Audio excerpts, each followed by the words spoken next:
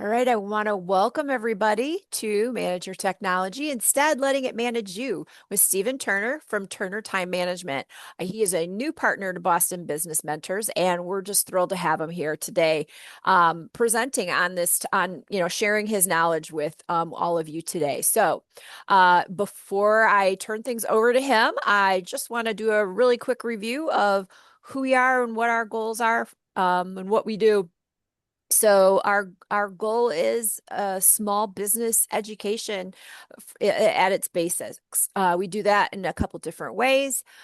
We share information. We have blogs. We have recordings of old presentations on the website. There is no doubt our workshops are a strong educational component. I'm always adding new presentations, new topics, new presenters every single week. So keep an eye out on the website for new topics. Watch for our newsletter. We do have some really great ones coming up in the next couple months. Without a doubt, the most important thing we do would be the mentoring. And if you don't have a business mentor, you need to get one. It's just an amazing thing that you can use a volunteer, one of our volunteer mentors, as a sounding board, as a source of information, as someone to help you be more accountable, for someone to help you put together a plan to whatever goal it is that you're trying to reach, whether that's starting a business, growing your business, maybe it's leaving your business. So our mentors are fantastic. They have a wide variety of skills and experiences that they've learned from. Some of those experiences are successes, and some of them aren't. But they've brought that forward, and they want you to learn from them. So it's a really wonderful experience. And if you've not had one, please consider getting yourself a business mentor. So I'm going to go ahead and pull down my share and let Stephen share his screen. And I'm going to turn it over to him. Welcome, Stephen. Thank you, Teresa. So excited to be with all you folks today. Thank you so much. And this is an exciting topic that's near and dear to my heart, and I'm sure you're sometimes facing it, is technology moving pretty quickly in our business world? Of course it is. And do you think it's going to slow down anytime soon? Probably not. So this presentation and our conversation here today is going to be focused on helping you leverage this technology to your advantage. And so what happens a lot of times with technology is we only know certain amounts of it and we don't know everything there is to know. And so this is going to kind of hopefully level you up and share with you some great ways to be more successful. Because when it comes to our business, is the clock ticking right now? It's always ticking, isn't it? And so learning how to use your technology more efficiently and setting yourself up with the right technology can be really big. And towards the end, we'll also be talking about AI and talking about how to position it and work with it in your business, because there's a lot of misconceptions about the tools that are available and what they can and can't do. So in the interest of maximizing everybody's time, we do want to leave the floor open for questions at any time. Teresa, if you could be so kind as to watch the chat and see what people might have as questions and just bring those up to me. So don't worry about interrupting our flow, especially if it's a topic you think would be relevant to the other members that are on the call. Does that sound okay? All right, so let's get started. So this is all about how to manage technology instead of letting it manage you. And so the whole is a summary of what we're going to do. There's all these great things we would do with our computers and our smartphones and maybe a tablet. And I've got a lot of experience in that. I'll give you a little snapshot on that here in just a minute. But the whole idea is we're going to start leveraging technology beginning today, folks. Today can be the change. We're here at the beginning of 2026 to start your increased productivity and technology journey starting today. We'll show you some ways to do that right away. And then we'll talk about how you can move further on individually or possibly engaging my services. So the first thing is I'm the former EVP for a manufacturing company called Clover Technologies Group.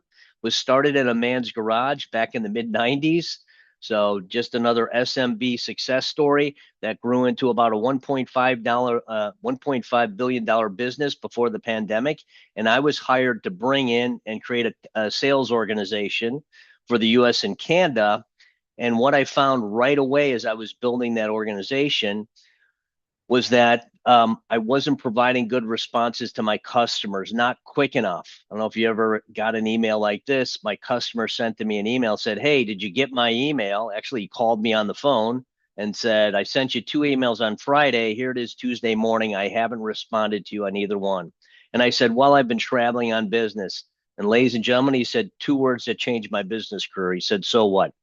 Didn't hire you to find out you don't have control of your technology." So whether you're a one-man show or a one-woman show or a large growing organization, managing your technology, I wasn't doing it, and he called me out on it, and it changed my business career. It led me to start this company, Turner Time Management, in 2006, and I've been doing it now for 19 years. And I've got some accolades, but what's not important is the accolades, is the fact that Clover and every other company I worked for or with is all struggling with some of these issues. Like there's too much technology.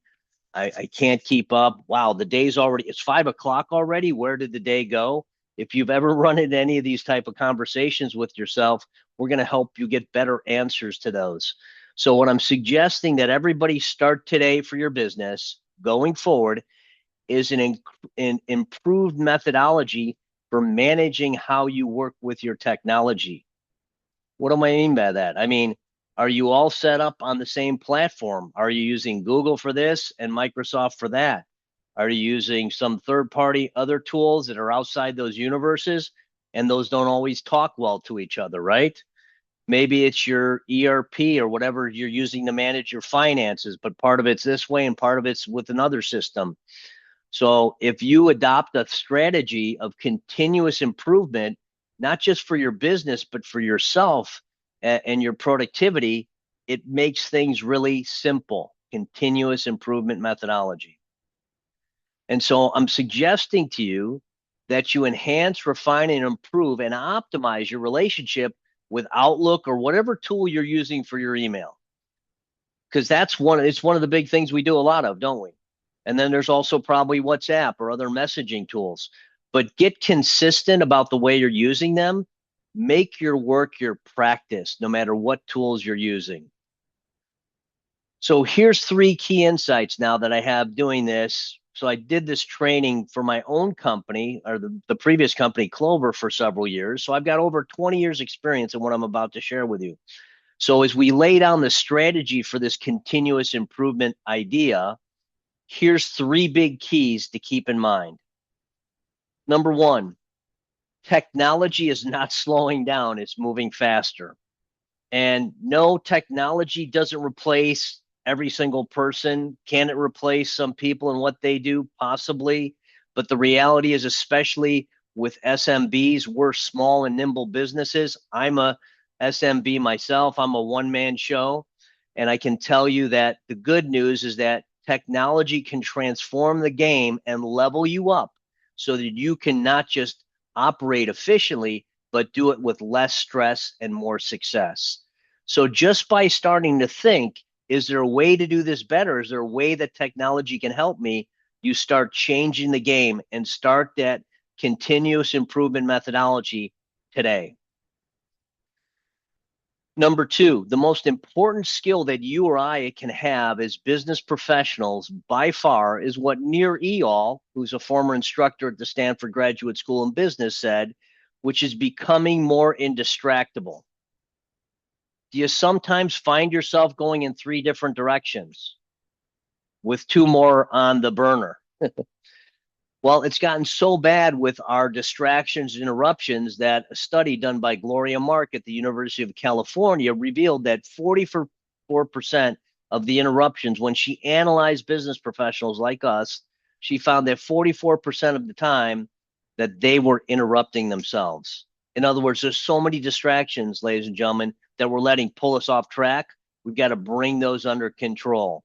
The most important thing to you, your most valuable resource, even more than funds for our business, is our focus and our attention.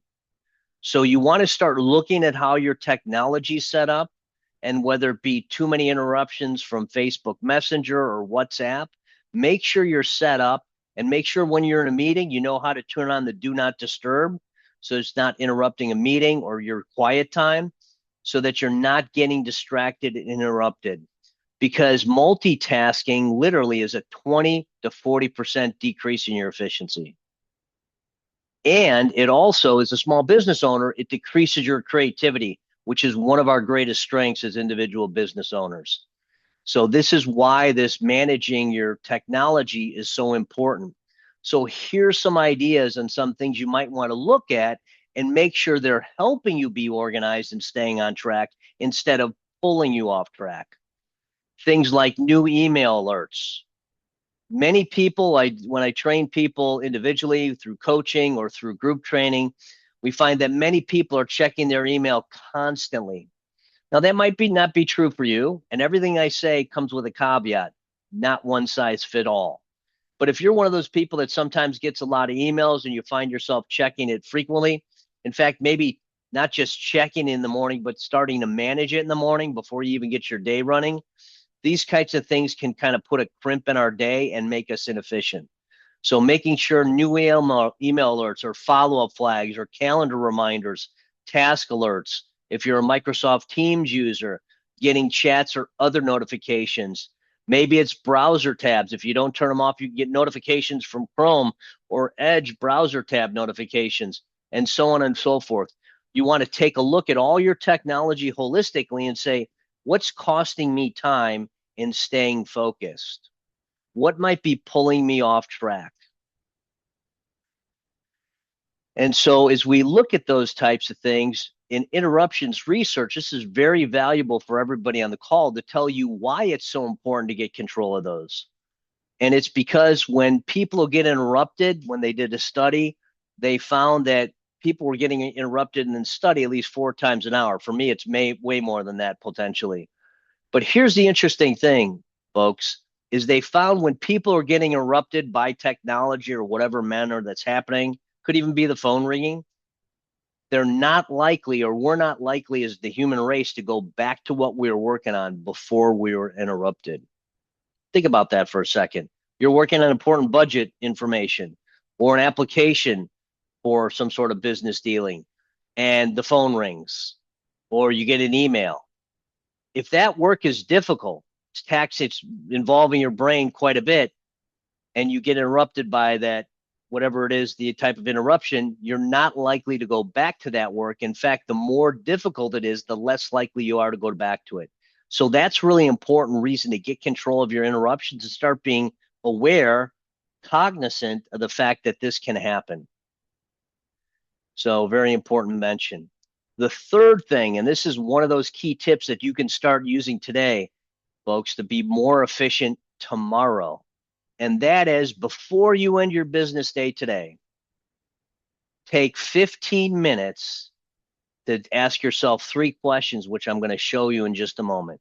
Because these 3 questions are really the foundation of your business productivity tomorrow. And if you have people on your team, this is a great tip, just like the notifications control, for everybody on your team. And here's these 3 ideas. It's called the daily wrap, and it is 15 save 60. You might not know what that means. That means 15 minutes of planning today will save you an hour of work tomorrow. I'm absolutely competent and cognizant and confident that that is absolutely the case. So here's the 3 questions I'm asking you to ask yourself today in preparation for tomorrow. Now, I want to stress, as you ask yourself for these questions, I want you to have a place to be consistent to take your notes. And from a technology perspective, you've got 1 of 3 options. Number 1, you can do what a lot of people do, is you can write it down. So I also have a digital tablet called Remarkable that I use, and I can even input PDFs or bring in PDFs and annotate them on the device. Or you could use maybe your smartphone or tablet or computer to type those in. So if you want to do that, there's a great app for Microsoft 365 users called Microsoft To Do. It's free. Or if you're a Google user, it's Google Tasks. But the idea is to get all these things that are going to be generated by your daily wrap in one place. So you're not like I was as the king of Post-it notes, trying to find all the things I had to do the next day because I stuck them on my computer screen instead of having a cohesive list. So the first question you're going to want to grab is, what am I not going to have finished today that needs to be prioritized for the next business day? And by the way, if you're an Apple user, an iPhone user, you can literally use your voice to record that with that Microsoft To Do app. So you just say, hey, SIRI, and then give her the task and the due date, and she will do that for you. So what am I not going to have finished today that needs to be prioritized for the next business day? The second question is, what's already on the agenda for tomorrow or the next business day? Why is this one so important? I don't know if this ever happened to you, but you wrapped up your day. What am I going to do tomorrow? Oh, man, what a day. I'm going to worry about it in the morning. And then all night, you're thinking about that one thing you forgot to write down. And you're instead of just remembering it, you're kind of going over the whole plan because you weren't prepared. That was me at 3 o'clock in the morning, ladies and gentlemen, was waking up going, oh gosh, did I do this? Did this happen? Because I don't think that ever went through. So get those things out of your brain before you shut down your SMB for the day to make sure you're aligned. And then number three is, this is really the most important one ultimately. And it'll be sort of a combination of the first two, perhaps, in some of those instances. But what are the things that I need to do the next business day? 3 to 5 key things that I need to do to be most successful. Maybe it's that thing that you've been putting off because it's difficult, right? Because we don't always like to do difficult things when we're just running and gunning. But what I'm saying is, if you start asking yourself that question every day and then give yourself a way to track it, whether it be put time on your calendar and put it in your to-do, put it on a paper list, that's your key action items. By doing that, you're going to find yourself being more productive every single day. And that third question is the one that really is your compass for your business. It's your North Star to keep going towards not just keeping the business afloat, but moving the business forward. Because what it requires, folks, is that when preparation meets opportunity, that's what a lot of people call luck. But I would tell you, a lot of that luck involves preparation. So today we want to give you these key concepts and strategies to help you to prepare for success, because I would tell you have to prepare to be successful. And that means setting up your technology in a way that it complements and enhances and strengthens your value proposition as a small business, so that you're able to garner more customers, keep them more satisfied, and keep the pipeline full when necessary. All right, so the key to doing this is having two components. The first one is the strategies piece, and that's what we're talking about right now. And then we have what I call 60-second habits.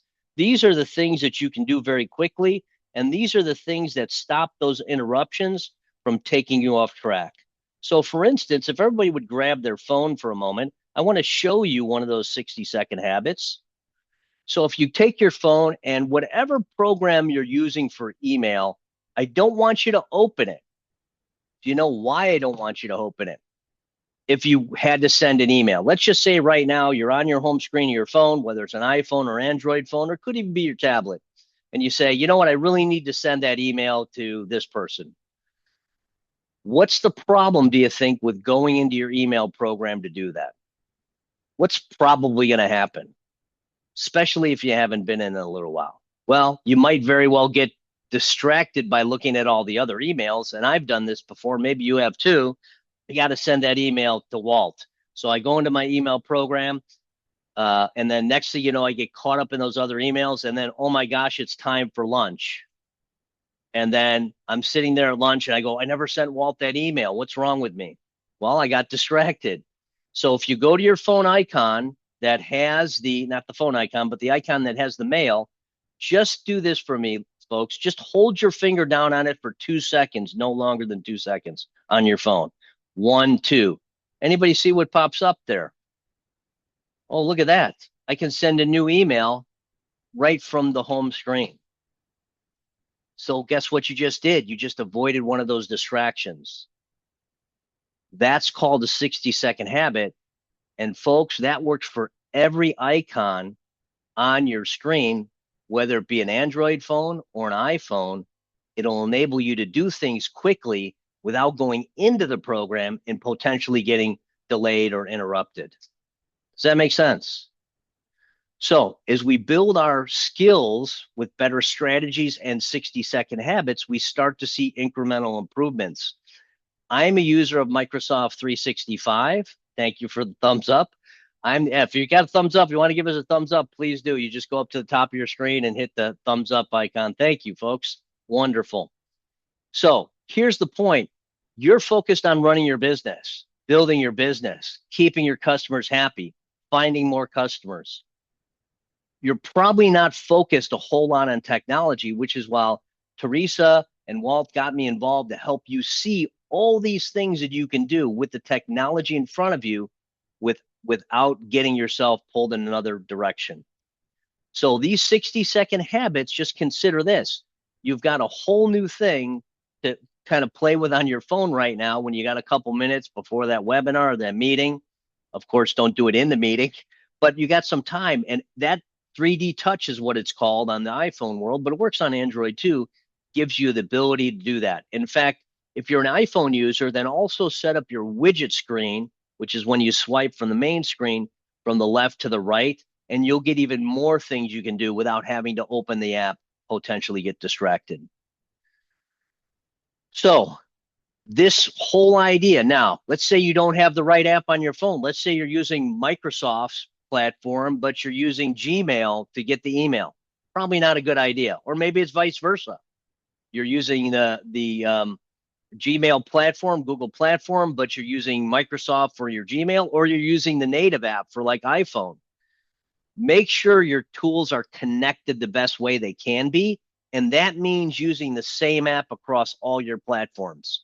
We want you to create an efficient electronic and physical workspace no matter where you are.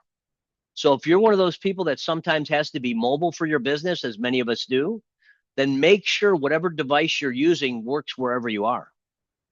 Don't find yourself being in front of the client or the customer saying, oh yeah, I'd like to do that, but I don't have X, right? I don't have this with me right now.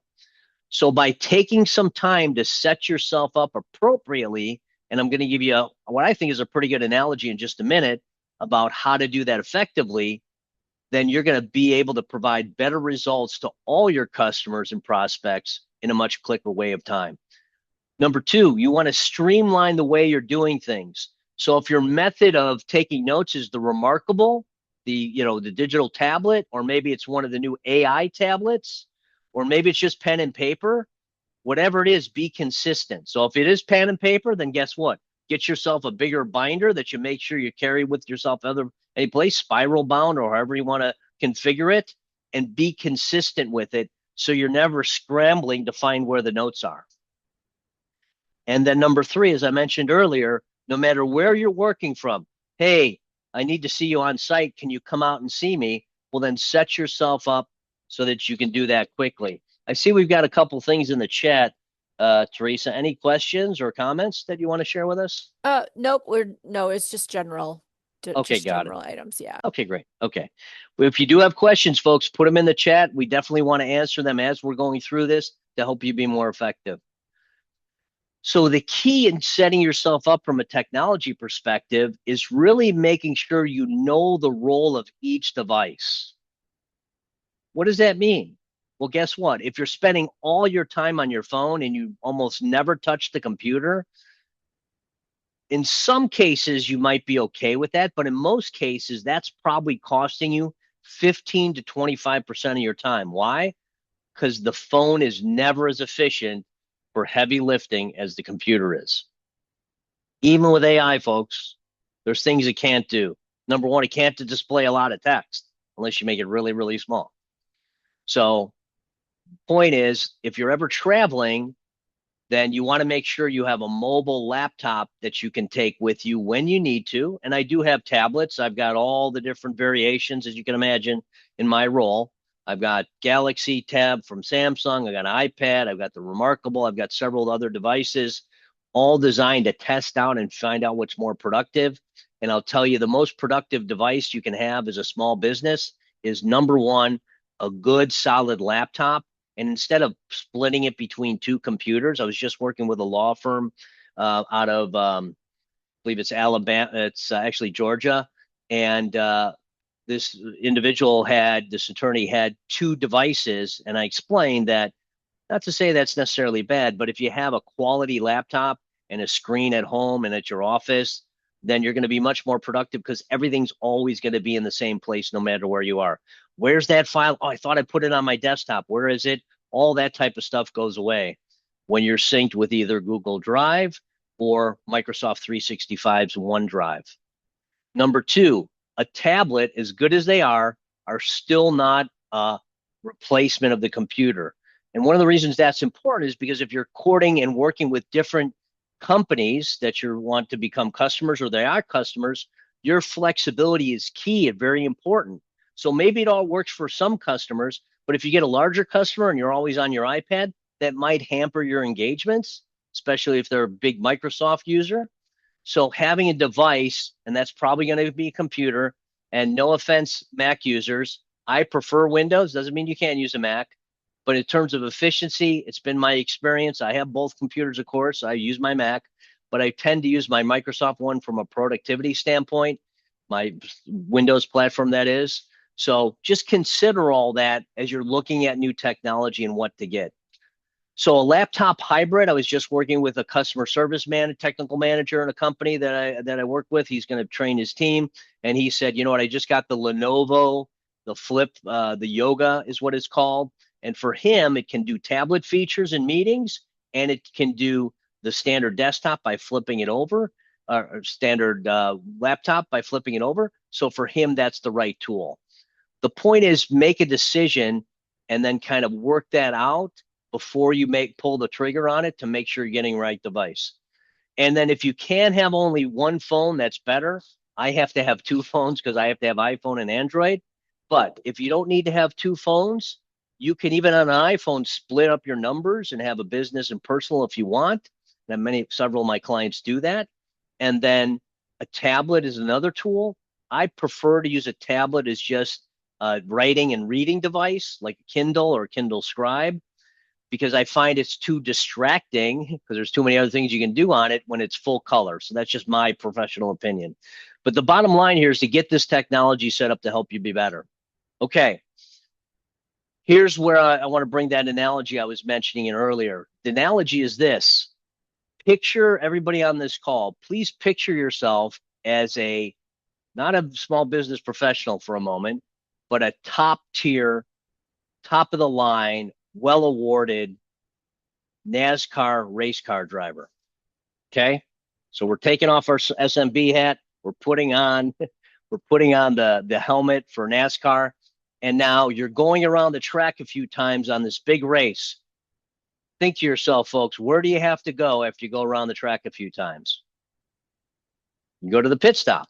And when you get in the pit stop, do they go, oh, hey, Walt needs some more gas? Can you help Teresa with her tire pressure? Do they act like that, ladies and gentlemen? No. They're incredibly organized. In fact, they time them, don't they? Wow. Walt's out in 52.6 seconds. It's going to be tight. He might lose the lead.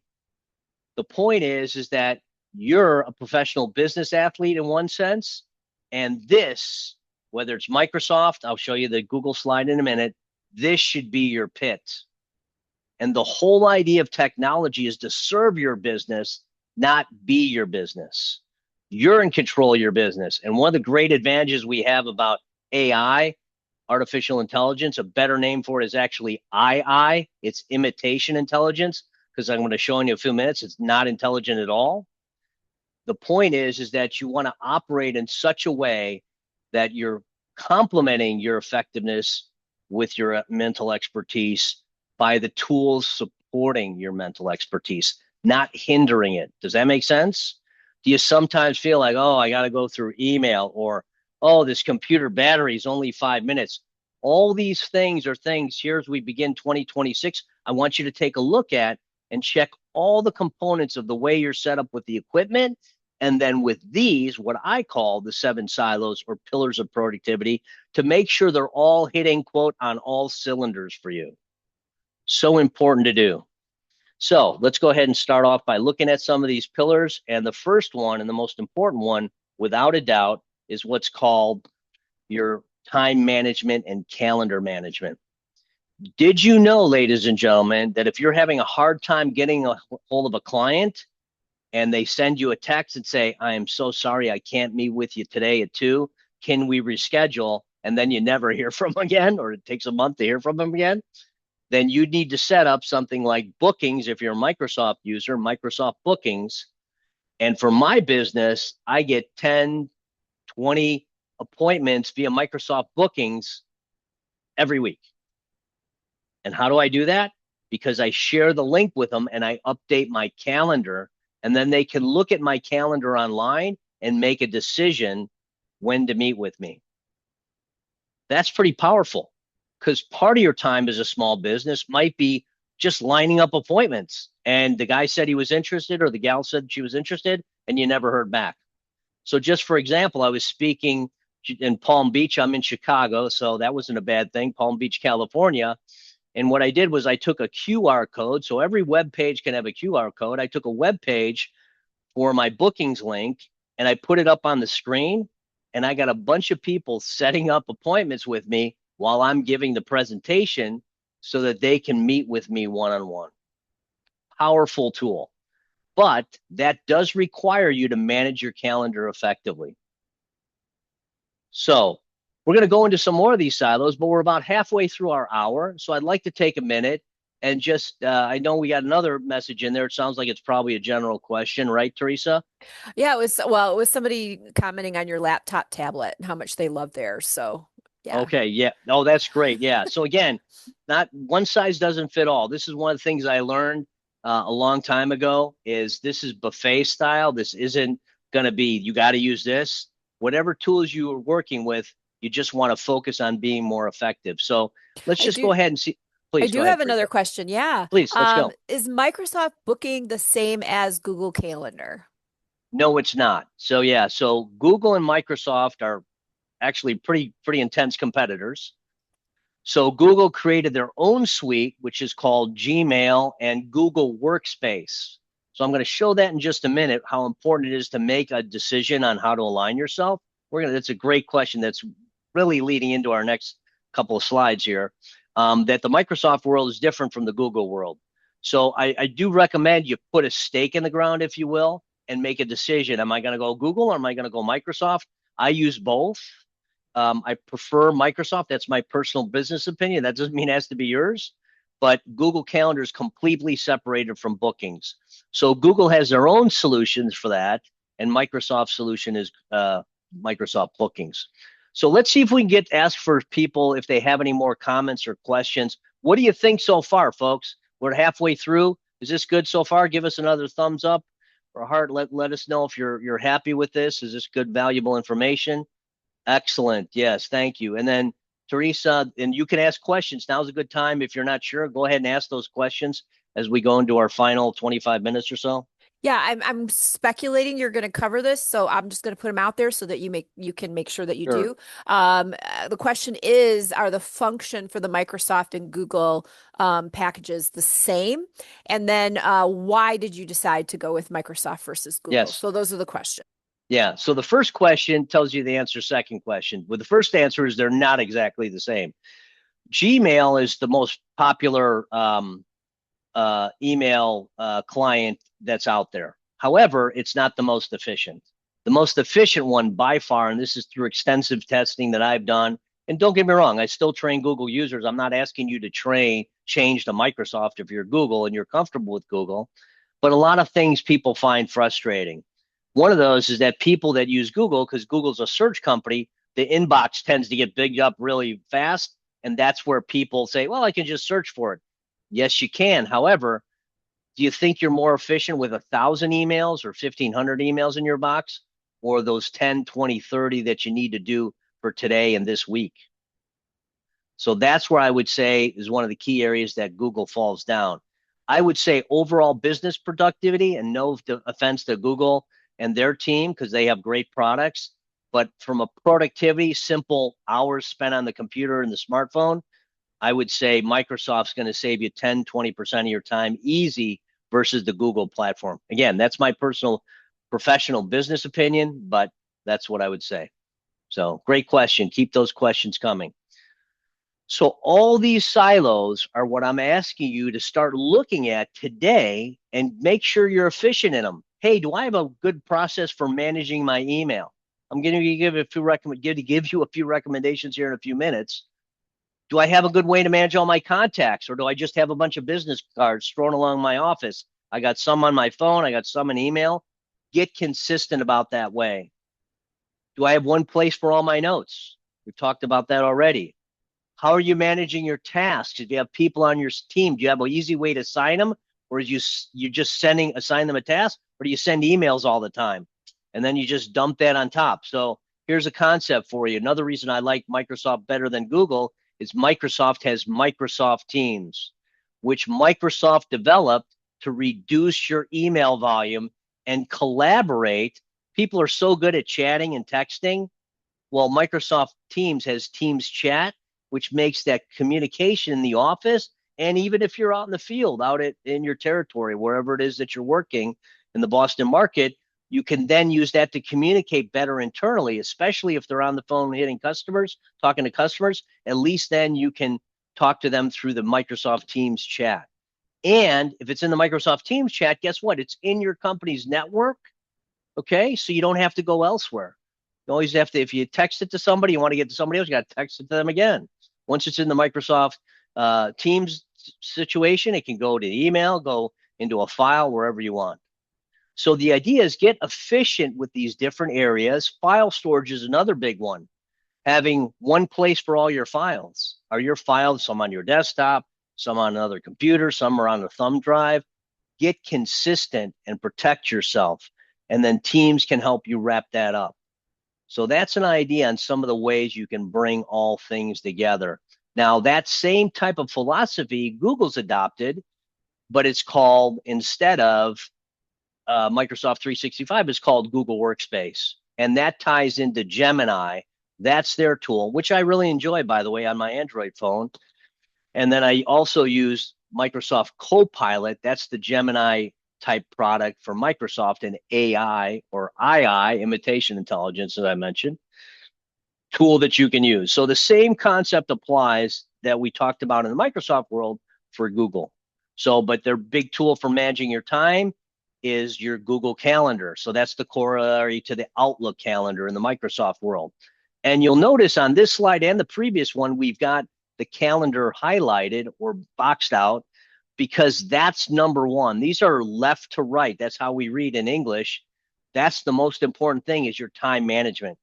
You could be great at closing sales. You could be great at answering emails. You could be great at customer sat. But if you can't manage your time, you're not going to be able to do those other things on time. So that's why your foundation has to start with that daily wrap towards the end of the day, and just do a little daily startup in the morning to complement that and bookend your day with your calendar to stay productive. All right. So really what I'm saying here is I'm suggesting to everybody here, as you go into 2026 in earnest, set a direction for yourself. Am I going to use Microsoft, or am I going to use Google? If you're straddling the line, I believe you're losing some productivity. In fact, I'm very confident of that. So I would suggest you do that. And make sure that whatever Office suite you're using, instead of using a variety of apps, start getting your apps organized. If you're on your phone, you go, where is that app again? Put the ones you use the most at the bottom. So on an iPhone, that icon dock at the very bottom, if you swipe across your screens, you'll see that icon dock at the bottom always stays the same. Make sure your 4 most used apps are at the bottom. On your Android phone, you can put up to 5.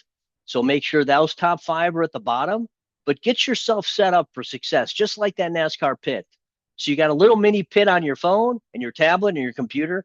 Set all those up with the right suite, but pick a suite and go for it.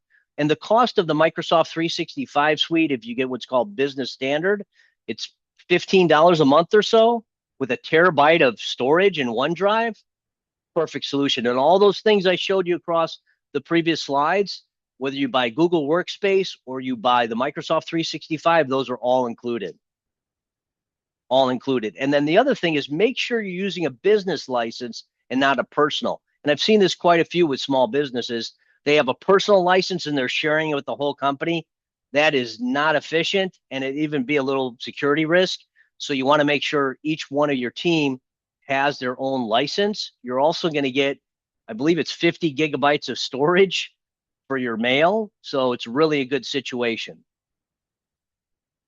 So like I said, best in class, in my opinion, is the Microsoft 365 suite. You get all those apps I was talking about, including Excel, PowerPoint, Word, all rolled into one. And then you also get the free version of Copilot called Copilot Chat, which, by the way, is a better solution for you folks as a business instead of using these third-party tools.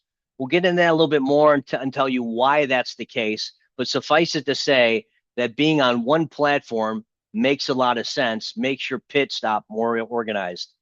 And cloud storage is so important today because if you have a small company and you have like a network drive or a drive you're sharing, that's okay, but it gets to be a little kludgy. It could be security risk.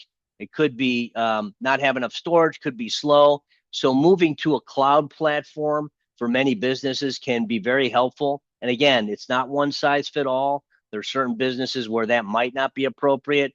I'm just trying to give you some ideas on things you can look at as you go through your silos, how to be more efficient.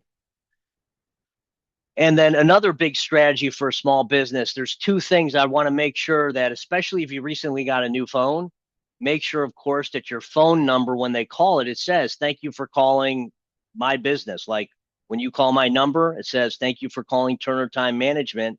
I have an 866 number. I use a service called phone.com.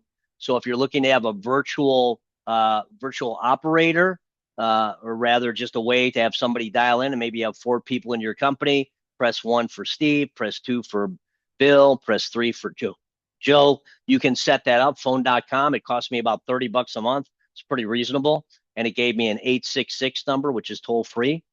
So having a phone system, but on your personal business device, make sure that your phone has your description of what business they're calling.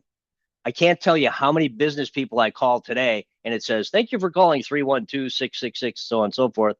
I don't know who it is. Did I call the right number? I don't even have an idea. So now if you're splitting your business and your personal, then that's a little bit different. Maybe you don't want to do that because it's a personal phone, but you get the idea. In many cases, having more information than less can be beneficial for your prospects and customers.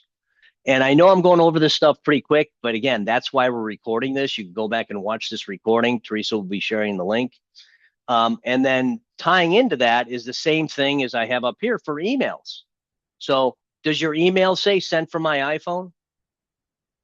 Sent from my Samsung Android phone? It's not promoting your business then if is it. So make sure you set up your signature on your phone so that you can be more efficient and get customers whenever they forward your email onto somebody else instead of saying sent from my iPhone, for instance. So these are just some other comments that you might want to follow or consider when you're doing that. And so these are all things that can help you set yourself up for success in a great way. So if you're one of those people and you're getting a lot of emails, best in class email platform. I just had a customer not that far away. I think Walt's on the call. I'm sure he knows MMS and Peter King. And they were using some different systems. We helped them standardize to one platform. And it's been a tremendous benefit for them by having everybody on the same platform.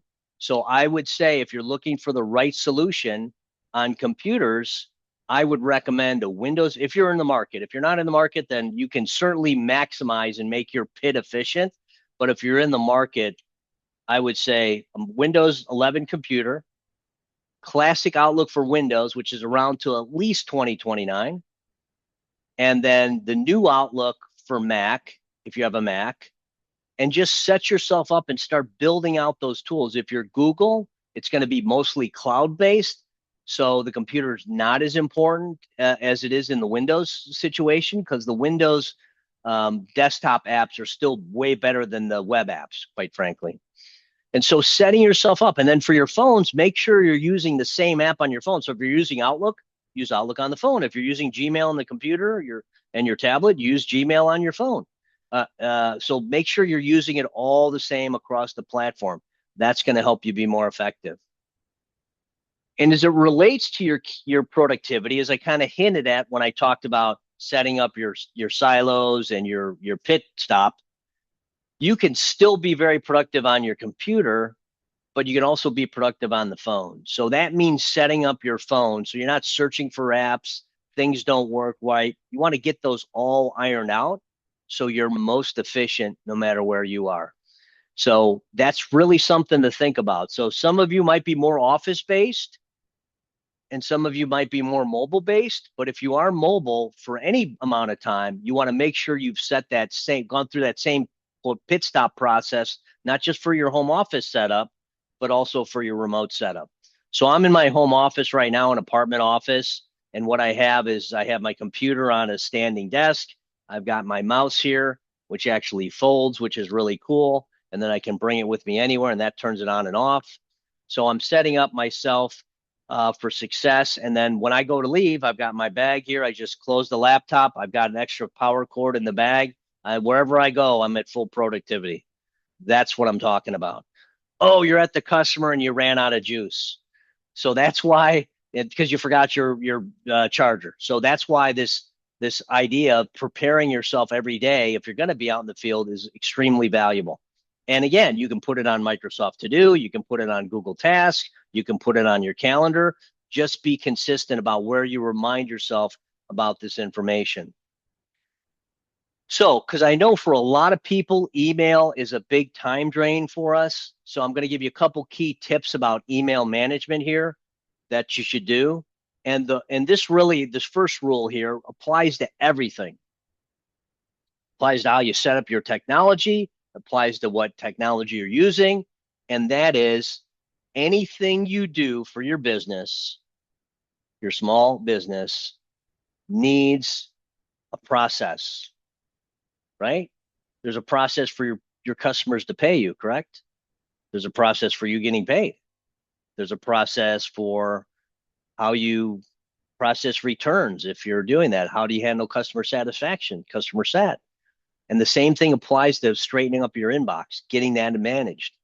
So what I'm saying is, if you're right now, you're going, oh gosh, I got to spend all Sunday afternoon going through my email, then I would tell you don't have an efficient process yet, most likely.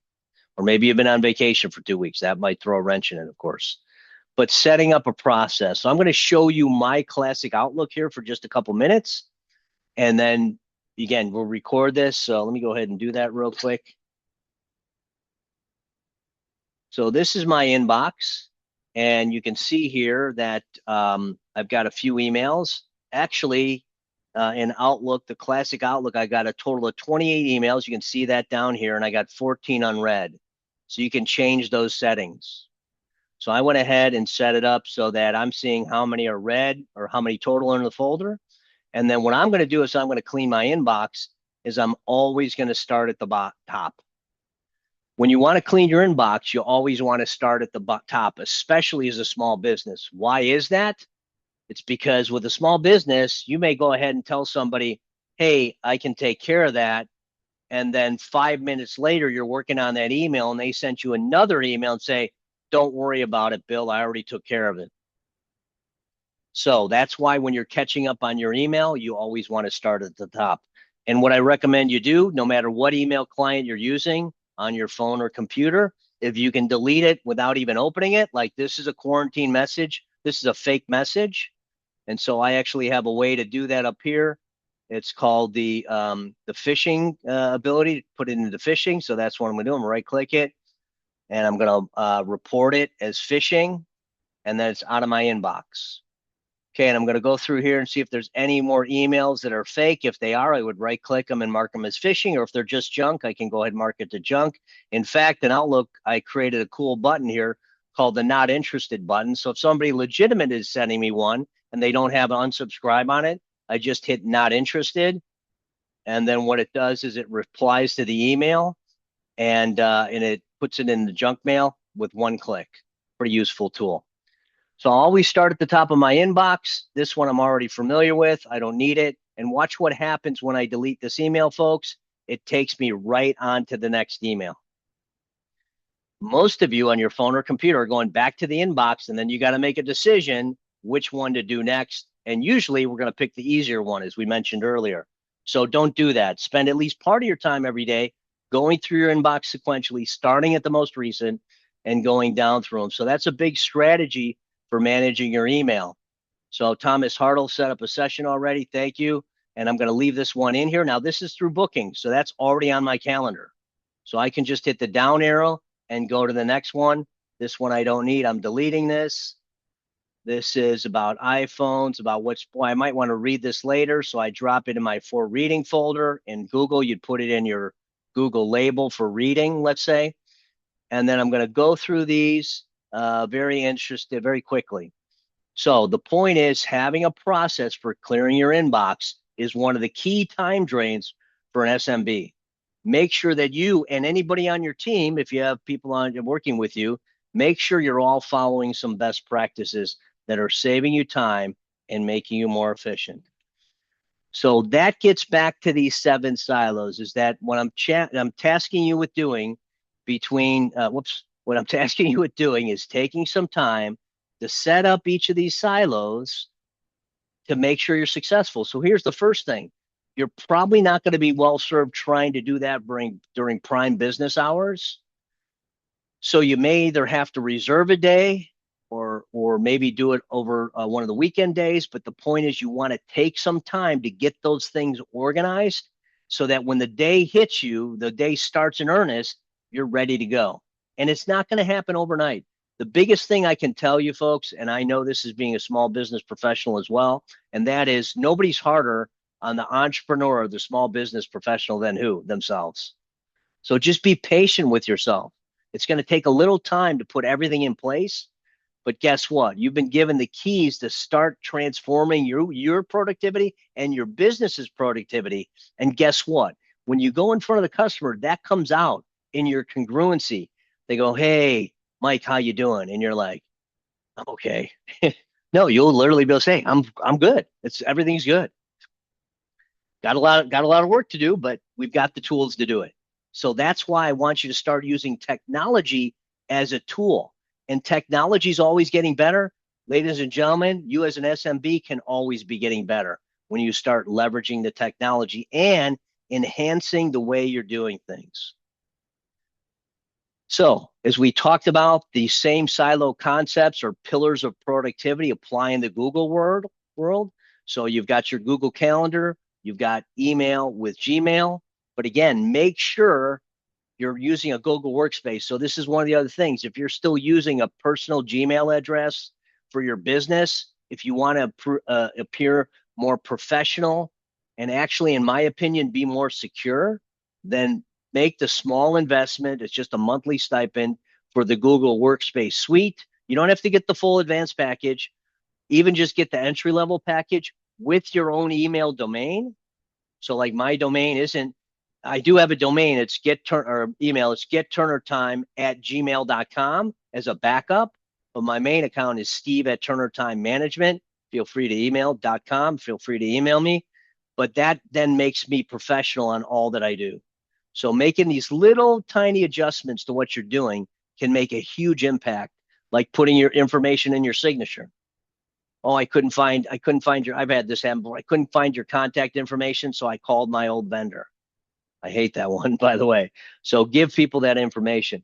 So email management, contacts, or your Google contacts, make sure those are syncing up with your phone properly. In 2026, maybe take a look at how you're managing emails and it's not working properly. So you want to make sure that lines up. You can use Google Keep for note taking in here. There's other tools like there's Notebook LM. There's a bunch of them, but you want to get consistent with your note-taking tools. You want tasks. Google Tasks is great. If you're doing more in project management, ClickUp is a great option that sits inside the Google Suite. Your files would be, like we said, OneDrive and SharePoint for Microsoft is Google Drive for your users that are using Google, and then Google Meet for your meetings. But again, Google Meet is not the same as Microsoft Teams. I think Microsoft has a huge advantage over Google for that. In fact, you can literally turn Teams into a daily command center for your business. And guess what? It's much easier to handle managing files and getting information in Microsoft Teams on your phone than it is trying to do it through Google Drive or even SharePoint on your phone. So that might be a great way to be more effective.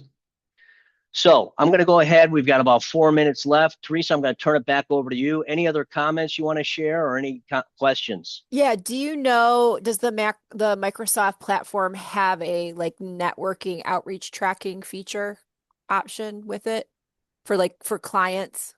You know, like a CRM type thing for tracking Yes. clients? Yeah, Microsoft does offer a CRM, but that CRM is not built into the system, and it's usually designed for teams.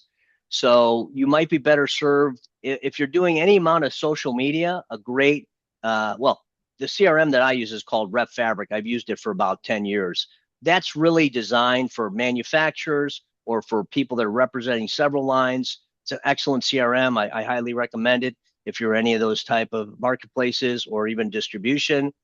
If that doesn't fit your needs, HubSpot has a great tool because it's more social media organized, and sometimes that's a great way for us to reach out to potential prospects on whatever platform, LinkedIn, Google, or Instagram, Threads, whatever. So those would be a couple that you could use. And then there's individual CRMs. There's a lot of them. I think Act is still around, but I really would look at one that's well connected to the internet. So Microsoft doesn't have, you can do a lot with their contacts. So that might be a consideration. You can do a lot through managing your Outlook contacts well, because that will fully sync with your phone. That's probably a more nuanced discussion. So as you can see here, we are going to be providing, there's my contact information in the upper right corner. That will go ahead and connect you with me. If you just reply when you scan that with your phone or tablet, you can then give me your contact information. We do have a bi-monthly newsletter that's free that you might really enjoy. And then if you do want, we are providing every SMB in this call, there's a special Boston Business Mentors edition at no cost to you, free, complimentary productivity audit or consultation with you to kind of help you see how you might use some of these things better. And we do have programs, of course, that we could do, but the idea is to provide you more benefit as a Boston Business Mentors member. And so that is all complimentary. This webinar, as well as that follow-up session, if you want to do one, is complimentary. And again, I want to thank Walt Tobin for introducing Teresa and I. I'm really excited to be working with you folks. And as a small business, I hope I can help you in some way with any one of these things I've just talked about. Okay. What else, Teresa? Yeah, I have a question. I'm gonna throw up my little final thank you page because it does have the QR code for our Okay, mentoring if you want to get a sure, mentor. So the question please. is when I sign up for webinars with some companies, they don't always take my Gmail email account. How do I set up a business email? I don't know if Yes. that. Yes, so that's part of that Google Workspace program I mentioned. So there is a small cost to that. It's a monthly cost. I believe it's somewhere between $10 to $15 a month through Google per email address. But that really does also protect you, and it also gives you credibility with the companies you're emailing. Okay. Yep. Yeah. Yeah, you have to get your domain, see if your domain Yes, your is domain. Yep, available. that's correct. Yep, that's what Mhm. it's called. Yeah. Yep.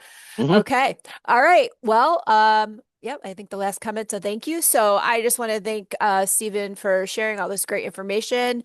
My takeaway is, holy crap, I didn't know you could push on that button for 2 seconds and compose an email. I love it. Beautiful. So thank you That's everyone excellent. for joining, and we hope to see you again real soon. Thanks, Bye everybody. for now. Thank you.